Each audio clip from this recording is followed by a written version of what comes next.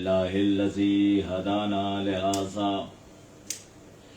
وما كنا لنهتدي لولا أن هدانا الله لقد جاءت رسل ربنا بالحق والحق الصلاة والسلام وتحية والإكرام على النبي الأمي المكي المدني القرشي الهاشمي محبوب رب المشرقين والمغربين جد الحسن والحسين شافع الكونين أبي القاسم محمد اللهم صل على محمد وآل محمد وأهل بيته الطيبين الطاهرين المعصومين ولعنة الله على أعدائهم أجمعين من يومنا هذا إلى قيام يوم الدين. أما بعد فقد قال الله تبارك وتعالى في محكم كتابه الكريم وهو أصدق الصادقين وقوله الحق. بسم الله الرحمن الرحيم. فمن حاجك فيه من بعد ما جاءك من العلم فقل تعالوا ندعو أبناءنا وأبناءكم ونساءنا ونساءكم وأنفسنا وأنفسكم ثم نبتهل فنجعل لعنة الله على الكاذبين. صلوات پڑھیں. اللهم صل على محمد وآل محمد. حضرات گرامی قدر و بزرگان محترم، مباحلے سے لے کر کربلا تک کے عنوان سے آج کی ہماری یہ تقریر اپنے چوتھے مرحلے میں داخل ہو رہی ہے. کل کی باتیں آپ حضرات کے ذہن عالی میں پہلے سے موجود ہوں گی کہ پیغمبر اسلام سرکار دو عالم آئے مباحلہ کے نزول کے بعد اپنے اہل بیت کو میدان مباحلہ میں لے کر گئے. اچھا، ادھر سے جو لوگ آئے تھے وہ بھی کوئی معمولی لوگ نہیں تھے، وہ بھی کوئی فقیر یا بھیک منگے نہیں تھے، وہ بھی کوئی بنیا بقال نہیں تھے. عیسائیوں کی طرف سے جو ڈیلیگیشن مدینے آیا تھا اس ڈیلیگیشن میں جاہل نہیں تھے، عیسائیوں کے علماء تھے، وہ صاحبان دولت تھے، صاحبان ثروت تھے، صاحبان شجاعت تھے. جو ڈیلیگیشن عیسائیوں کی طرف سے آیا وہ ان پڑھ نہیں تھا، پڑھے لکھے لوگوں کا تھا. جب وہ میدان مباحلہ میں آئے اور انہوں نے آل محمد کو دیکھا تو وہ تھر تھر کانپنے لگے اور پیچھے ہٹے، اور پیچھے ہٹتے ہوئے انہوں نے ایک جملہ کہا کہ آج ہم ایسے چہرے دیکھ رہے ہیں کہ اگر یہ پہاڑ کو اشارہ کریں تو پہاڑ اپنی جگہ چھوڑ دے. اور دوسرا جملہ ان کے عالم نے یہ کہا کہ اگر محمد حق پر نہ ہوتے تو اپنے اہل بیت کو میدان مباحلہ میں نہ لاتے. یہ میرا جملہ نہیں، یہ عیسائیوں کے سب سے بڑے عالم کا جملہ ہے کہ اگر محمد حق پر نہ ہوتے تو میدان مباحلہ میں اپنے اہل بیت کو لے کر نہ آتے. قرآن سن چکے، سورے سن چکے، آیتیں سن چکے، ثبوت دیکھ چکے، حجت تمام ہو گئی، مگر کیا کہا کہ اگر محمد حق پر نہ ہوتے تو کبھی اپنے اہل بیت کو میدان مباحلہ میں لے کر نہ آتے. عزیزان محترم، عیسائیوں کے سب سے بڑے عالم کا یہ جملہ اس بات کی دلیل ہے کہ عیسائی قرآن سن کر حق محمد کے قائل نہیں ہوئے، آیتیں سن کر حق محمد کے قائل نہیں ہوئے، سورے سن کر حق محمد کے قائل نہیں ہوئے بلکہ آل محمد کو دیکھ کر حق محمد کے قائل ہوئے.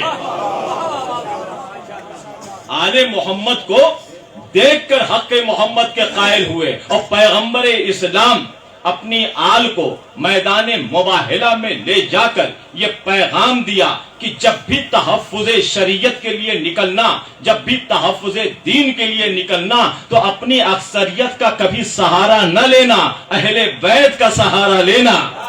ایک صلوات پڑھے محمد و آل محمد پہ.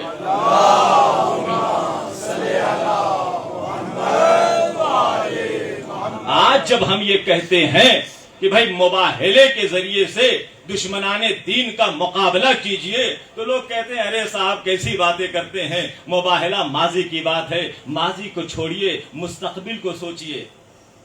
آج جب ہم یہ کہتے ہیں کہ مباہلے کے ذریعے سے، ذرا مائک میں کوئی پرابلم ہے کیا بھائی؟ آج جب ہم یہ کہتے ہیں کہ مباہلے کے ذریعے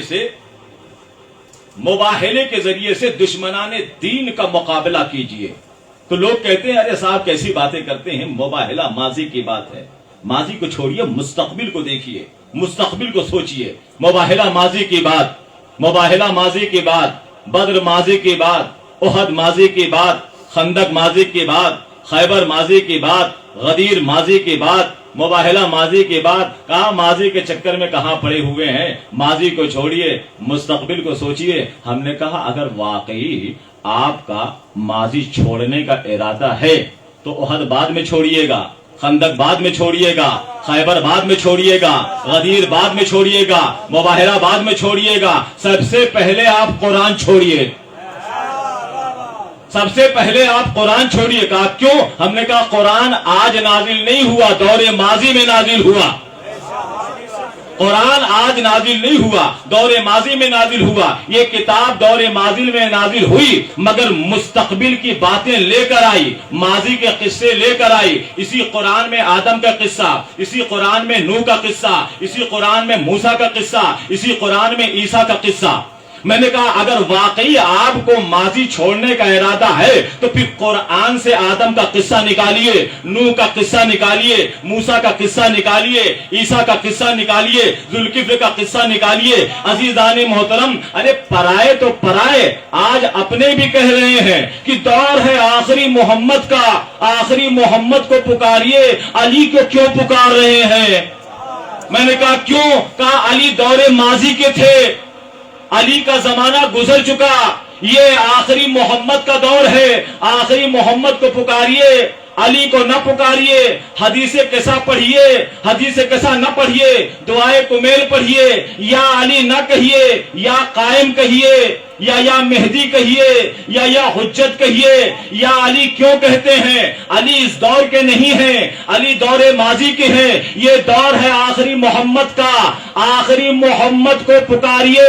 عزیزان محترم، میں نے کہا کہ بھیا حدیث قصہ بھی پڑھیے، دعائے کمیل بھی پڑھیے، یا علی بھی کہیے، یا قائم بھی کہیے. کہا کیوں؟ ہم نے کہا اس لیے کہ حدیث قصہ بھی ہمیں اسی در سے ملی، حدیث قصہ بھی ہمیں اسے گھر سے ملی، دعائے کمیل بھی ہمیں اسی گھر سے ملی، یا علی بھی ہمیں اسی گھر سے ملا، یا قائم بھی ہمیں اسی گھر سے ملا. کہنے لگے عجیب بات ہے مولانا، آپ اتنے بڑے عالم، اتنے بڑے خطیب، اتنے بڑے ذاکر، آپ کے سمجھ میں اتنی سی بات نہیں آتی؟ یہ دور ہے آخری محمد کا، آپ پکار رہے ہیں علی کو، علی کو نہ پکاریے. دور ہے آخری محمد کا، آخری محمد کو پکاریے. میں نے کہا ذرا میرے ایک سوال کا جواب دیجئے. کہا سوال کیا ہے؟ میں نے کہا خیبر میں کس کا دور تھا؟ خیبر میں کس کا دور تھا؟ کہنے لگے پہلے محمد کا. ہم نے کہا پکارا کسے گیا؟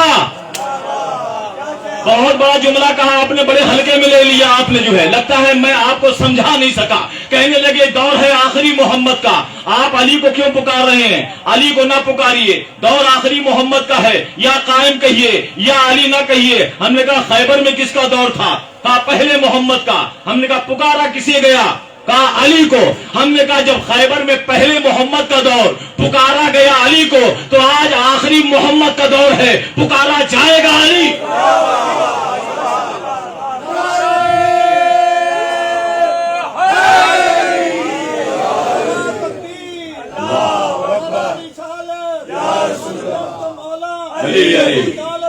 کا جواب دیجیے. علی علی علی علی علی علی علی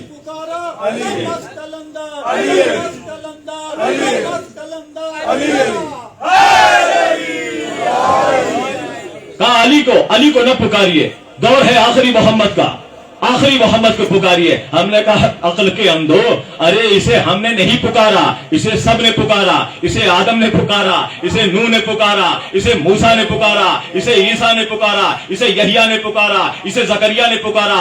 آدم جب جنت چھوڑ کے زمین پہ آئے تو علی کو پکارا. نوح کی کشتی بھنور میں آئی تو علی کو پکارا. ابراہیم آگ میں جا رہے تھے تو علی کو پکارا. موسیٰ دریا پار کر رہے تھے تو علی کو پکارا. عزیزان محترم، یونس بطن ماہی میں آئے تو علی کو پکارا. ہم نے کہا بھیا اسے سب نے پکارا. ارے مشرق والوں نے پکارا، مغرب والوں نے پکارا، آسمان والوں نے پکارا، زمین والوں نے پکارا، اپنوں نے پکارا، غیروں نے پکارا.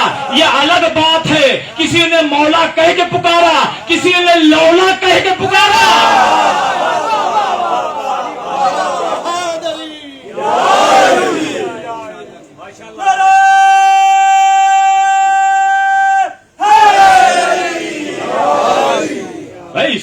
اسے سب نے پکارا ہے. یہ تو ایک الگ بات ہے، کسی نے مولا کہہ کے پکارا تو کسی نے لولا کہہ کے پکارا. آج جب ہم یہ کہتے ہیں من کنت مولا ہو فہذا علی مولا تو لوگوں کے چہرے اتر جاتے ہیں. کہا مولانا آپ یہ کیوں کہتے ہیں من کنت مولا ہو فہذا علی مولا، آپ اس سے مراد کیا لیتے ہیں؟ ہم نے کہا مراد یہ ہے کہ علی حاکم ہے.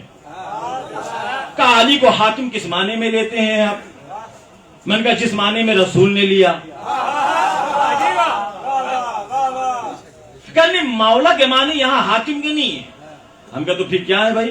کہا مولا کے معنی یہاں دوست کے ہیں، مولا کے معنی یہاں غلام کے ہیں، مولا کے معنی یہاں پڑوسی کے ہیں، مولا کے معنی یہاں بھائی کے ہیں، مولا کے معنی حاکم کے نہیں ہیں. دیکھیے جملہ یاد آ گیا مجھے. علامہ طاہر جروی صاحب ہندوستان کے بڑے مشہور معروف خطیب گزرے ہیں، خطیب الایمان علامہ طاہر جروی صاحب علیہ مقام ہو. انہوں نے کہا کہ آپ ہمیں مولا کے معنی نہ سمجھائیے کہ مولا کے کتنے معنی ہیں، آپ ہمیں صرف اتنا بتا دیجئے کہ بخیل کے کتنے معنی ہیں.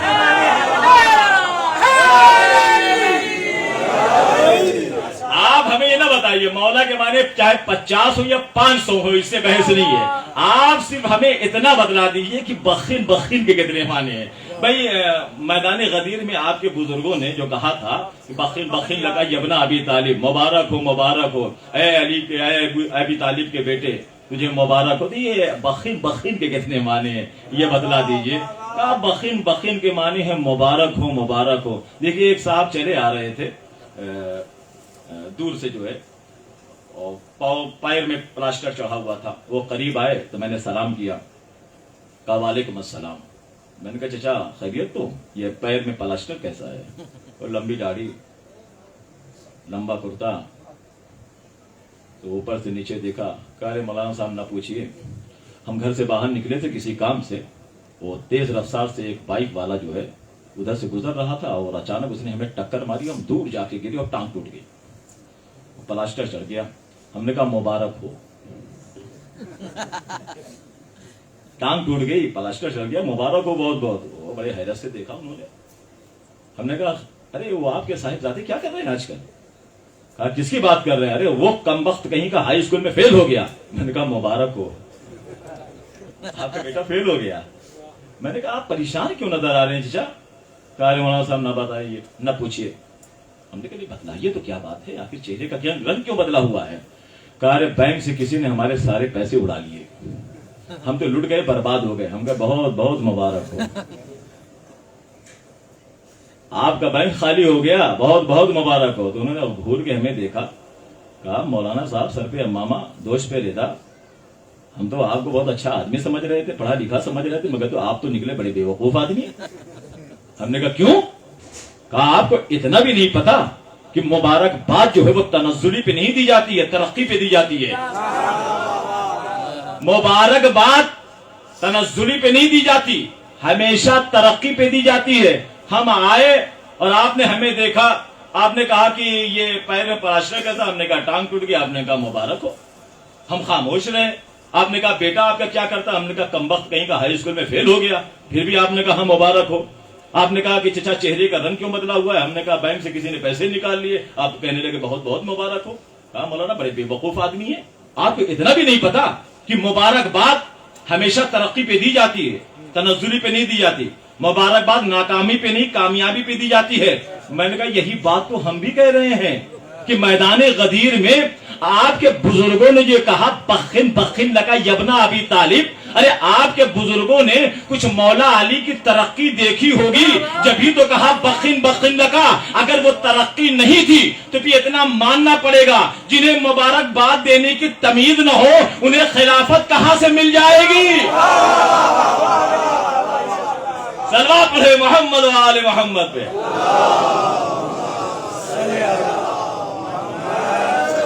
ذرا اس سے بہتر صلوات پڑھے نا محمد و آل محمد پہ۔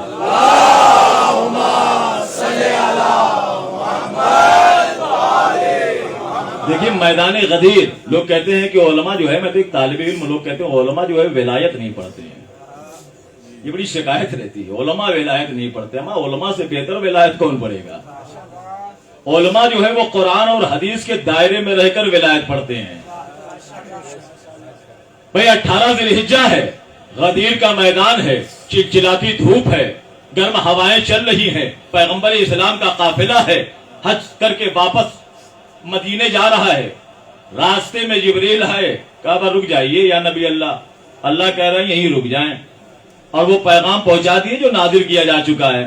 پیغمبر اسلام نے حکم دیا قافلہ روکو، اور قافلہ روکا گیا، اور چلچلاتی دھوپ، گرم ہوائیں چل رہی ہیں، گرد و غبار اڑ رہی ہیں، گھوڑوں کے ہنہنانے کی آوازیں، جیسے ہی حکم ملا لوگ اونٹوں پر سے جو ہے سامان اتارنے لگے، خیمے نصب ہونے لگے، تھوڑی دیر میں چولہے جلنے لگے، کھانا بننے لگا، اور اس کے بعد پیغمبر نے کہا کہ وہ لوگ جو آگے بڑھ گئے ہیں ذرا انہیں واپس بلایا جائے، جو پیچھے رہ گئے ہیں ذرا ان کا انتظار کر لیا جائے۔ میں نے کہا یا نبی اللہ، جو آگے بڑھ گئے انہیں آگے بڑھ جانے دیجئے، جو پیچھے رہ گئے انہیں پیچھے رہ جانے دیجئے، آپ کو جو حکم دیا جا رہا ہے اسے پہنچائیے۔ پیغمبر اسلام نے گھور کے ہمیں دیکھا، کہا تم سمجھے نہیں، اس میں ایک راز ہے۔ میں نے کہا یا نبی اللہ، آخر آگے بڑھ جانے والوں کو واپس کیوں بلا رہے ہیں، پیچھے رہ جانے والوں کا انتظار کیوں کر رہے ہیں؟ کہا یہ راز ہے، راز۔ میں نے کہا راز کیا ہے؟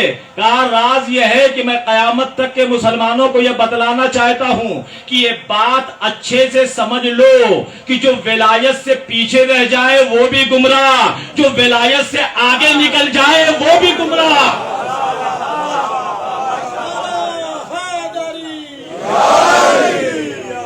جو ولایت علی سے آگے نکل جائے وہ بھی گمراہ، جو ولایت علی سے پیچھے رہ جائے وہ بھی گمراہ۔ تو عزیزان محترم، مولا علی کی ولایت کے بغیر جو ہے نجات ممکن نہیں ہے۔ جناب حجر ابن عسقلانی، ان کی کتاب ہے صواعق محرقہ، انہوں نے اپنی کتاب صواعق محرقہ میں لکھا کہ مولا علی، انہوں نے یہ بات لکھی کہ کوئی بھی شخص اس وقت تک پل صراط سے گزر نہیں سکتا جب تک علی اسے لکھ کر پروانہ نہ دیں۔ یہ میرا جملہ نہیں ہے، اہل سنت کے عالم کا جملہ ہے، اور انہوں نے اپنی کتاب صواعق محرقہ میں لکھا کہ کوئی بھی شخص اس وقت تک پل صراط سے گزر نہیں سکتا جب تک علی لکھ کر اسے پروانہ نہ دیں۔ اب علی کسے لکھ کر پروانہ دیں گے؟ آپ کو لکھ کے دیں گے، یا ان کو لکھ کے دیں گے، یا ان کو لکھ کے دیں گے، یا ہمیں لکھ کے دیں گے؟ کس کو لکھ کے علی پروانہ دیں گے؟ کہا مولانا آپ ہی بتا دیجئے کہ علی پروانہ لکھ کے کس کو دیں گے؟ ہم نے کہا ہمیں تو نہیں پتا کہ کس کس کو لکھ کے دیں گے، لیکن اتنا پتا ہے کہ کسے لکھ کر نہیں دیں گے۔ ہمیں یہ تو نہیں پتا کہ علی کس کس کو لکھ کر پروانہ دیں گے، مگر اتنا پتا ہے کہ کسے لکھ کر نہیں دیں گے۔ کہا کسے لکھ کر نہیں دیں گے؟ ہم نے کہا اسے لکھ کر نہیں دیں گے جس نے نبی کو لکھنے نہ دیا۔ صلوات پڑھے محمد و آل محمد پہ۔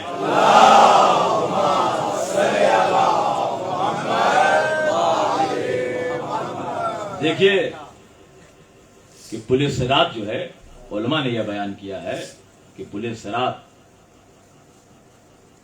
बाल से ज्यादा बारीक, तलवार की धार से ज्यादा तेज, आग से ज्यादा गर्म। बाल से ज्यादा बारीक, रात के सर में बाल हैं उसे छू के देखिए, एक बाल तोड़ के, उससे भी ज्यादा बारीक जो है वो पुल होगा, वो ब्रिज जिसके ऊपर से गुजरना है। बाल से ज्यादा बारीक, आग से ज्यादा गर्म, तलवार की धार से ज्यादा तेज, और उस पर से गुजरना होगा। हमने अक्सर अजीजान मोहतरम ये देखा है लोगों को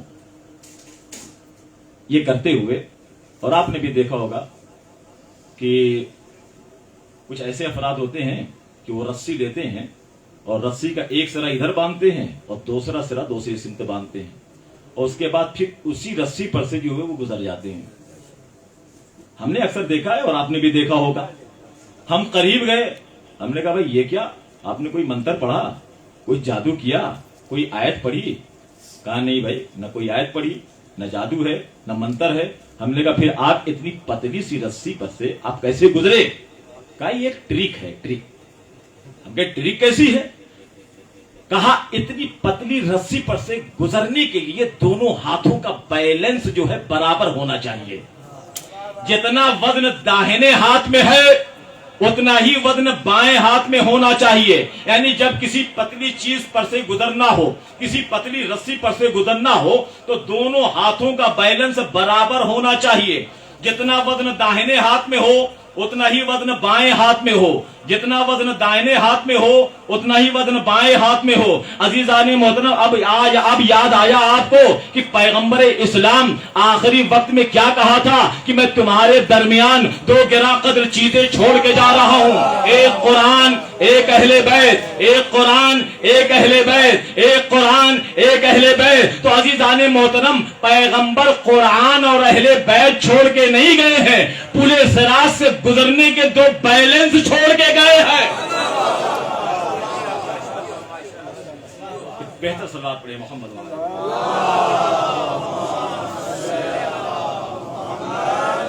पैगंबर इस्लाम कुरान और अहले बैत सिर्फ छोड़ के नहीं गए हैं, ये दो बैलेंस हैं पुले सिरात से गुजरने का। अच्छा, एक तरीका तो ये है कि अगर पतली चीज पर से गुजरना हो तो दोनों हाथों का बैलेंस जो है वो बराबर होना चाहिए। एक तरीका और भी है, यही कहीं आपको साइकिल मिल जाए, साइकिल,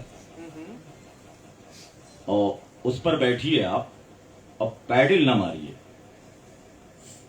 साइकिल पे बैठिए और पैडल ना मारिए, गिर जाइएगा आप। लेकिन जैसे ही पैडल मारे आप तो फौरन साइकिल रफ्तार में आई, तो अब नहीं गिरिएगा। इसका मतलब यह है कि रफ्तार भी गिरने से बचाती है। दो चीजें कि इंसान को गिरने से बचाती हैं। एक बैलेंस इंसान को गिरने से बचाता है, दूसरे रफ्तार गिरने से बचाती है। रफ्तार कब बनती है? या तो कोई खींच रहा हो तो रफ्तार बनती है, या कोई ढकेल रहा हो तो रफ्तार बनती है। तवज्जो चाह रहा हूं, दो ही सूरतें हैं रफ्तार बनने की, या कोई ढकेल रहा हो तो रफ्तार बनती है, या कोई खींच रहा हो तो रफ्तार बनती है। तो दो चीजें होती हैं किसी पतली चीज से गुजरने के लिए। एक तो अगर पतली रस्सी पर से गुजरना है तो दोनों हाथों का बैलेंस जो है वो सही होना चाहिए। दूसरे ये कि रफ्तार भी इंसान को गिरने से बचाती है। रफ्तार कब बनती है? जब कोई ढकेले तो रफ्तार बने, कोई खींचे तो रफ्तार बने। अब लोग हमसे पूछते हैं आप जन्नत में जाएंगे, आप जन्नत में जाएंगे? हमने कहा भैया हम जाएंगे, जरूर जाएंगे। कहा कैसे जाएंगे? हमने कहा चाहे कुरान और अहले बैत के बैलेंस से जाएंगे, चाहे रफ्तार से जाएंगे। चाहे कुरान और अहले बैत के बैलेंस से जाएंगे, चाहे रफ्तार से जाएंगे। अजीजान मोहतरम, रफ्तार कब बनती है? जब कोई ढकेले तो रफ्तार बनती है, जब कोई खींचे तो रफ्तार बनती है। हश्र का मैदान होगा, पुले सिरात होगा, पुले सिरात पर हम होंगे, पुले सिरात पर मेरा मौला अली होगा, पुले सिरात पे हम होंगे, दरे जन्नत पर अली होंगे। मोहब्बत ढकेल रही होगी, अली खींच रहे होंगे।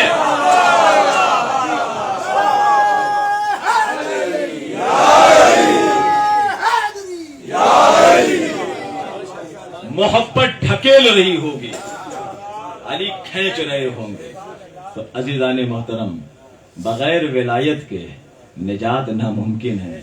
اما بڑے بڑے انبیاء تو بچے نہیں، یہ انبیاء کو جو نبوت ملی ہے یہ بھی ولایت علی کا صدقہ ہے، یہ بھی ولایت علی کا صدقہ ہے۔ یاد رکھیں کہ ولایت ہی اصل ایمان ہے۔ حقیقت میں ایمان کیا ہے؟ ولایت علی کا نام ہے ایمان۔ عزیزان محترم، مولا علی کا تذکرہ آ گیا تو ایک ذہن میں واقعہ آ گیا مولا علی کے دور حکومت کا۔ آپ پہچانے کہ علی ہے کیا؟ علی کے دور حکومت ہے، علی کے دور حکومت میں بیت المال سے کہیں سے مال آیا، بیت المال میں کسی بھی ملک سے مال آیا تو علی نے اپنے غلام قمبر سے کہا کہ ذرا جاؤ فقرائے مدینہ اور مساکین مدینہ کو آواز دے دو کہ وہ آئیں اپنا حق لے کے جائیں، آئیں اپنا حق لے کے جائیں۔ قمبر گیا، وہ فقرائے مدینہ والی جو گلی تھی مدینے میں، تو وہاں جا کے آواز دینے لگا کہ علی نے یاد کیا ہے، آؤ اور اپنا حق لے کے جاؤ۔ تاریخ کہتی ہے گھروں کے دروازے کھلنے لگے، فقرائے مدینہ، غربائے مدینہ، مساکین مدینہ بیت المال کی طرف جانے لگے۔ علی بیت المال کے دروازے پہ بیٹھے ہوئے سب کو اس کا حق دے رہے ہیں، یہاں تک کہ بیت المال خالی ہو گیا۔ دیکھیے واقعہ ہزاروں مرتبہ کا سنا ہوا، مجھ سے بھی سن لو، شاید میں کوئی نتیجہ دیتا جاؤں آپ کو۔ جو بیت المال خالی ہو گیا، علی نے چاروں طرف نظر دوڑائی، بیت المال کے گوشے میں ایک جھاڑو رکھی ہوئی تھی۔ علی اٹھے اور بیت المال کی زمین کو جھاڑو سے صاف کرنا شروع کیا۔ قمبر بیٹھا ہوا منظر دیکھ رہا ہے بڑے غور سے۔ اس کے بعد جب جھاڑو دے دیا علی نے تو رو بقبلہ کھڑے ہوئے اور 2 رکعت نماز پڑھی۔ قمبر ابھی بھی جو ہے حیران و پریشان ہے۔ حیران و پریشان اس لیے ہے کہ بیت المال کے بغل میں مسجد ہے، مسجد میں نماز ہوتی ہے، مسجد میں مال تقسیم نہیں ہوتا، بیت المال ہے مال تقسیم ہونے کی جگہ۔ قمبر حیران اس لیے ہے کہ اگر نماز ہی پڑھنا تھا علی کو تو علی مسجد میں چلے جاتے، کہاں بہت دور تھی مسجد میں، بغل میں مسجد ہے بیت المال کے۔ یہ 2 رکعت نماز بیت المال میں علی نے کیوں پڑھی؟ ادھر نماز ختم ہوئی، علی نے قمبر کو دیکھا، کہا قمبر، وہ علی کو دیکھتا ہی جا رہا ہے۔ قمبر، کہا جی مولا، کہا کہاں تھے؟ کہا یہیں تھا۔ کہا نہیں کہیں اور تھے۔ کیا سوچ رہے تھے؟ کہا مولا میں یہ سوچ رہا تھا کہ بغل میں مسجد اور بیت المال میں نماز، یہ بات عقل میں نہیں آ رہی ہے۔ تو علی مسکرائے، کہا بھائی قمبر، علی کو پہچاننا تو آج پہچانو۔ میرے بھائی رسول خدا نے یہ فرمایا ہے کہ جو انسان جس زمین پہ سجدہ کرتا ہے وہ زمین قیامت کے دن اس کے حق میں گواہی دیتی ہے۔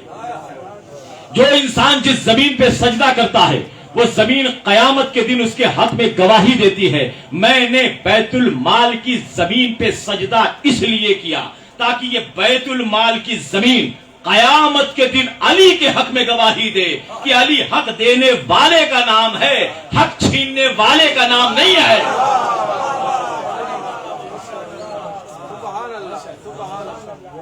کیونکہ جتنا معتبر گواہ ہوتا ہے اتنی ہی معتبر گواہی ہوتی ہے۔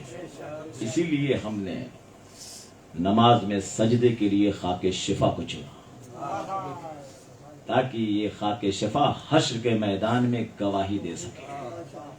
آ گئی بات کربلا تک۔ میں آج کی بات نہیں کر رہا ہوں، میں صدیوں پرانی بات کر رہا ہوں۔ عزیزانو، یہ بھی ہندوستان، پاکستان، افغانستان، ایران، دنیا کے ممالک سے علماء کرام جب کربلا کی زیارت کو جاتے تھے، ہندوستان اور پاکستان سے علماء کرام اور دیگر ممالک سے کربلا کی زیارت کو جاتے تھے تو جہاں سے کربلا کی حد شروع ہوتی تھی وہاں پر وہ اپنی نالین اتار دیا کرتے تھے۔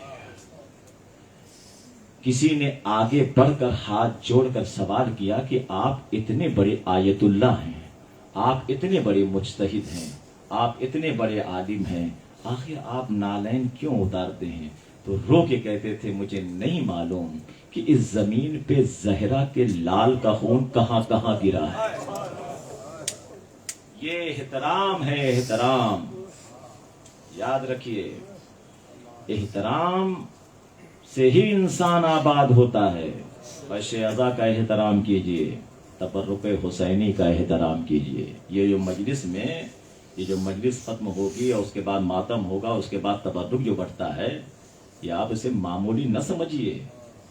تبرک حسین ہے, تبرک حسین کا احترام واجب ہے. یہ نہیں کہ ہم نے تبرک لے لیا اور روٹی بچ گئی تو ہم کوڑے دان میں لے جا کے ڈال دیا ہم نے.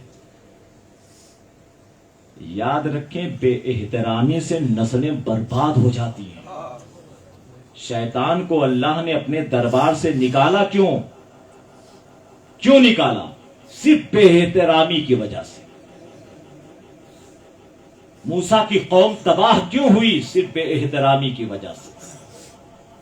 اس نے تابوت سکینہ کا احترام نہیں کیا موسیٰ کی قوم نے, تو عذاب آ گیا. تو یاد رکھیں, تبرک حسین کا احترام واجب ہے. جب تبرک لیا کریں تو اپنے آنکھوں سے لگایا کریں, اسے چوما کریں, اسے بوسہ لیا کریں. اس لیے کہ اللہ جانے کون انسان کس بیماری میں مبتلا ہے اور اس تبرک کھانے سے اس کو شفا مل جائے. بش ازا کی اہمیت کو سمجھیے, مجلس حسین کی اہمیت کو سمجھیے. عزاداران مظلوم کربلا 2 محرم کو حسین جو ہے کربلا پہنچے.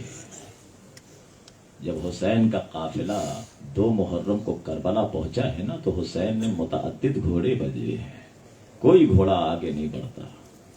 حسین نے ایک مشت خاک اٹھائی اور سونگھا. سونگھنے کے بعد ایک جملہ کہا, انا للہ و انا الیہ راجعون. کہا بھیا عباس, اماریاں بٹھائی جائیں, خیمے لگائے جائیں. یہی وہ جگہ ہے جہاں جس کے بارے میں میرے نانا رسول اللہ نے کہا تھا, میرا لال حسین 3 دن کا بھوکا پیاسا قتل کیا جائے گا. خیمے نصب کیے گئے, اماریاں بٹھائی گئیں. عزاداران مظلوم کربلا, جناب زینب اپنی اماری سے اتری ہے. جناب زینب کی گود میں ایک چھوٹی سی بچی ہے جس کا نام سکینہ ہے. 18 جوانان بنی ہاشم جناب زینب کو اپنے حلقے میں لیے ہوئے خیمہ زینب کی طرف لے کے جا رہے تھے. جیسے ہی پہلا قدم جناب زینب نے خیمے میں رکھا, پس خیمہ سے کسی بی بی کی رونے کی آواز آئی. ایک مرتبہ جناب زینب نے فنظرات یمینا و شمالا, دائیں دیکھا بائیں دیکھا, کوئی رونے والی نظر نہیں آئی. ایک مرتبہ جو ہے جناب زینب سکینہ کو اپنی گود میں لیے ہوئے خاک پہ بیٹھی. جیسے ہی خاک پہ بیٹھی, ایک غبار اڑا اور سکینہ کے بالوں میں آ کے اٹ گیا. جناب زینب نے گھبرا کے آواز دی, فضا ذرا میرے بھائی حسین کو بلاؤ. حسین آئے. کہا بہن کیا حکم ہے؟ کہا بھیا یہ کون سی زمین ہے, اس کی فضا میں تیرے خون کی خوشبو آ رہی ہے. یہ بھیا یہ کون سی زمین ہے, میرا دل بڑا گھبرا رہا ہے. اے بھیا جیسے ہی میں نے خیمے میں قدم رکھا, پس خیمہ سے کسی بی بی کی رونے کی آواز آئی. اے بھیا میں ابھی سکینہ کو اپنی گود میں لیے بیٹھی تھی. اے بھیا اچانک غبار اڑا, سکینہ کے بالوں میں آ کے اٹ گیا. بھیا میرا دل بہت گھبرا رہا ہے. حسین جتنی جلدی ہو سکے اس زمین سے باہر نکل چلے. کہا نہیں بہن, یہی وہ زمین ہے جس کے بارے میں نانا نے خبر دی تھی. اجرکم اللہ, اجرکم اللہ. عزاداران مظلوم کربلا 2 محرم کو خیمہ نصب ہوا تھا نا, اور خیمے ہٹے بھی تھے. عزاداروں جب فوج اشقیاء آئی اور لب فرات حسین کے خیموں کو دیکھا ہے, کہا یہاں ہمارے خیمے نصب ہوں گے, آپ اپنے خیمے ہٹائیے. ایک مرتبہ میرے غازی عباس کو جلال آ گیا. غازی نے تلوار سے لکیر کھینچی. کہا جس کی ماں نے خالص دودھ پلایا ہے اس لکیر کو عبور کر جائے. حسین نے عباس کو دیکھا, کچھ نہیں کہا. حسین خیمے میں آئے, زینب کے اور سر جھکا کے بیٹھ گئے. کہا بھیا کیا ہوا؟ کہا بہن نصب خیمہ پر میرے غازی سے تکرار ہو رہی ہے. کہا پھر کیوں؟ کہا بھیا وہ اشکیا یہ بہن اشکیا یہ کہہ رہے ہیں کہ خیمہ فرات کے کنارے آپ کے نہیں لگیں گے ہمارے لگیں گے. کہا تو بھیا ہم خیمہ کہیں اور لگا سکتے ہیں. کہا مگر میرے غازی کو جلال آ گیا ہے, میرا غازی یہ کہتا ہے کہ خیمے ہمارے اسی جگہ نصب رہیں گے. کس کی ماں نے اتنا دودھ پلایا ہے کہ جو ہمارے خیمے ہٹا دے؟ عزادارو جناب زینب کہتی ہیں بھیا آپ میرے غازی عباس کو جا کے بولیں کہ ہم خیمہ کہیں اور نصب کر لیں گے, ہمیں لڑائی جھگڑے نہیں کرنے ہیں, ہمیں حجت تکرار نہیں کرنی ہے. ایک مرتبہ مولا حسین نے رو کے کہا بہن میں عباس کو کیسے روکوں, اس لیے کہ جب بھائی حسن کے جنازے پہ تیر چل رہا تھا اس وقت عباس نے تلوار نکالی. میں نے کہا عباس یہ مدینہ ہے کربلا نہیں ہے. ولید کے دربار میں جب مروان نے میری شان میں گستاخی کی اس وقت عباس نے تلوار نکالی تھی. عباس کو میں نے روکا تھا عباس یہ مدینہ ہے کربلا نہیں ہے. راہ سفر میں جب حر نے میرے لجا میں فرس پر ہاتھ ڈالا بے ادبی کی عباس نے تلوار نکالی. میں نے کہا عباس یہ کربلا نہیں ہے. اے بہن زینب اب میں عباس کو روکوں کیسے, اس لیے کہ یہ کرب و بلا ہے. ایک مرتبہ زینب نے کہا بھیا آپ جائیے میرے بھیا عباس کو اتنا کہہ دیجئے تجھے علی کی بیٹی سلام کہہ رہی ہے اور یہ کہہ رہی ہے کہ خیمے میں واپس آ جاؤ. اگر آنے میں دیر ہوئی علی کی بیٹی خیمے سے باہر آ جائے گی. اجرکم اللہ اجرکم اللہ. حسین خیمے سے چلے, میرا غازی ابھی گفتگو میں جو ہے مشغول تھا. اچانک گفتگو کرتے کرتے میرے غازی عباس نے خیمے کی جانب دیکھا. کیا دیکھا؟ حسین آ رہے ہیں. ایک مرتبہ میرا غازی عباس ہاتھ جوڑ کے کہنے لگا آقا اب نہ روکیے گا. حسین نے کہا عباس ارے کیا بہن کا پیغام نہ سنو گے؟ ارے تمہاری بہن زینب نے تمہیں سلام کہا ہے, کہا خیمے میں پلٹ آؤ. اگر آنے میں دیر ہوئی علی کی بیٹی خیمے سے باہر آ جائے گی. جزاک اللہ جزاک اللہ جزاک اللہ. عزاداران مدرو میں کربلا خیمے ہٹا لیے گئے. تاریخیں گزری, 7 کو پانی بند ہوا.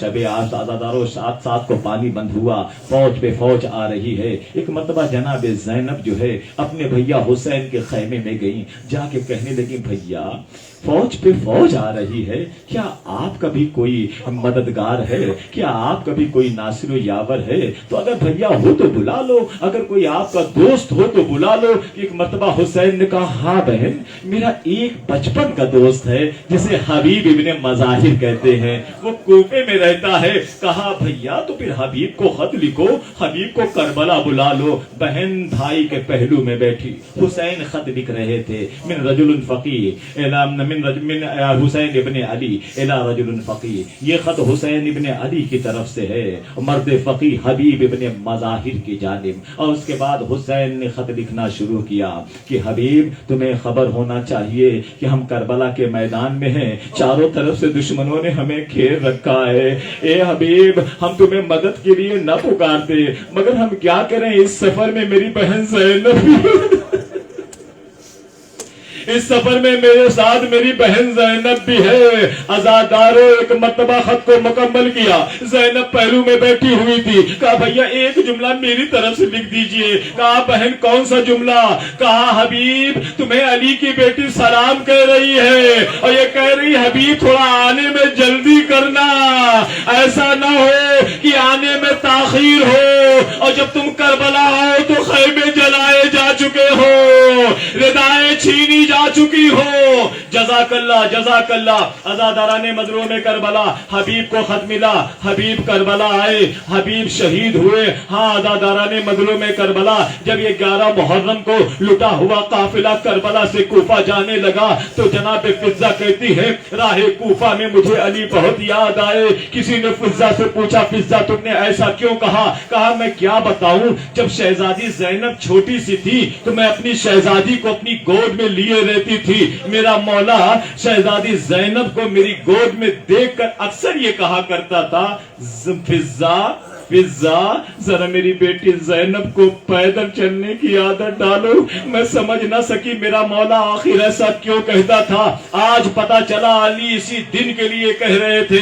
ہاں عزادارو جب یہ قافلہ جو ہے کوفے کے دربار جب کوفے کے بازار میں پہنچا ہے نا تماشائیوں کا ہجوم تھا. عزادارو ایک بچہ نوجوان جو ہے اس نے قافلے کے منظر کو دیکھا. بے کجاوا اونٹ تھے, نوکے نیزہ پر کٹے ہوئے سر تھے. اس سے یہ منظر دیکھا نہ گیا. وہ گھر آیا اپنی ماں سے لپٹ کے رونے لگا. اس کی ماں نے کہا بیٹا رو کیوں رہے ہو؟ کہا ماں بازار کوفہ میں آج ہم نے ایسا قافلہ دیکھا ہے, آج تک ایسا قافلہ نہیں دیکھا. کہا ماں کیا بتائیں وہ قافلہ کیسا تھا؟ کہا بیٹا بتاؤ تو. کہا ماں بے کجاوا اونٹ تھے, بے کجاوا اونٹوں پر بے ردا بیبیاں تھیں, ان کو شرم و حیا کھائے جا رہی تھی.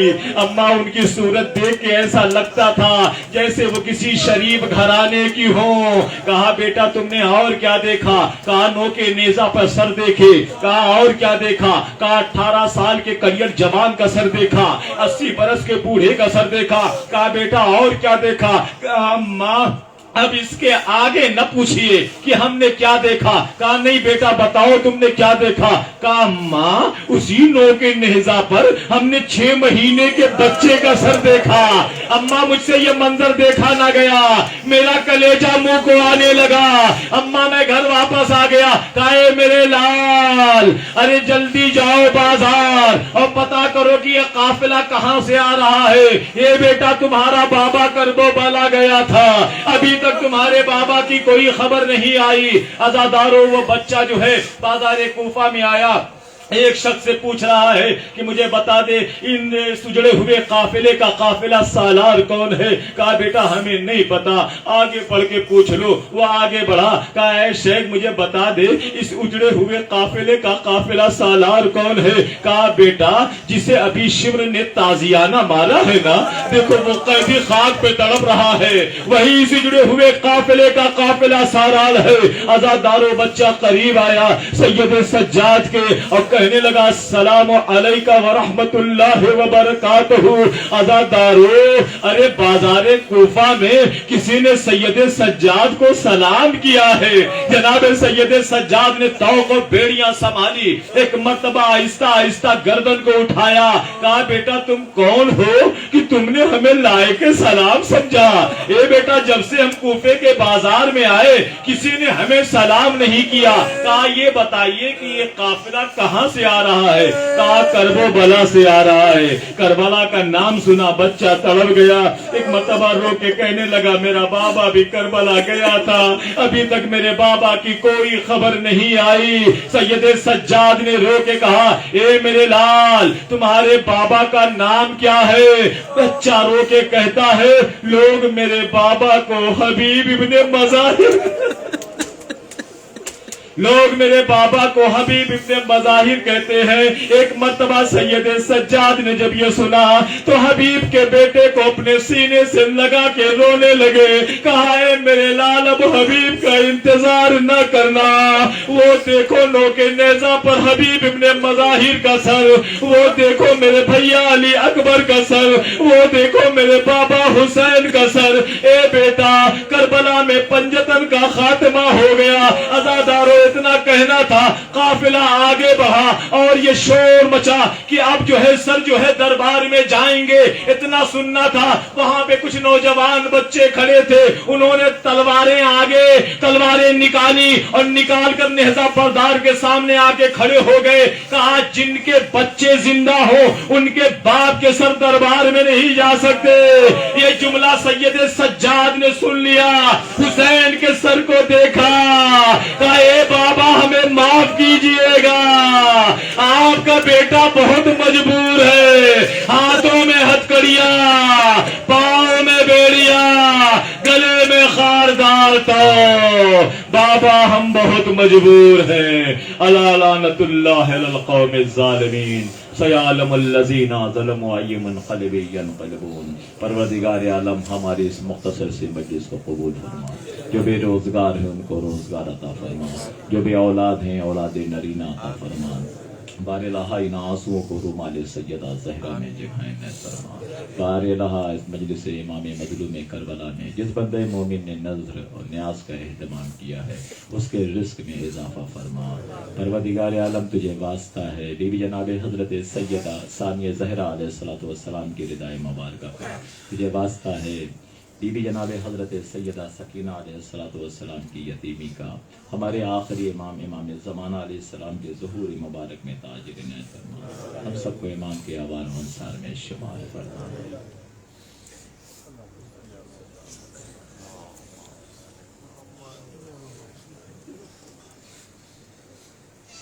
محمد و آل محمد صلوات